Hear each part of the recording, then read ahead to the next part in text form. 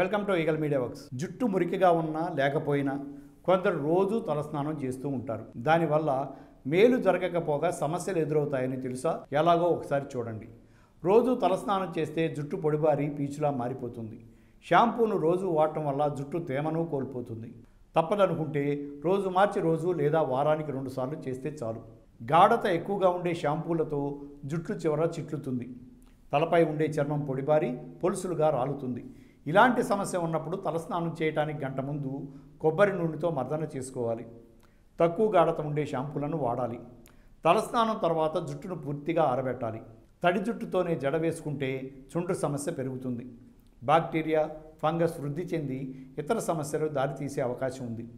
షాంపూను నేరుగా తలకు పట్టిస్తే వాటిలో ఉండే రసాయనాలు కుదుళ్లలోకి చేరతాయి. దీంతో మాడు పొడిబారి తల చర్మం సహజ నూనెలను స్రవించే గుణాన్ని కోల్పోతుంది. దీని ప్రభావంతో వెంట్రుకలు పీచులా జీవం లేనట్లుగా తయారవుతాయి. షాంపూను చిన్న కప్పులో తీసుకుని కాసిని నీళ్లు కలిపి అప్పుడు తలకు రాసుకోవడమే దీనికి పరిష్కారం.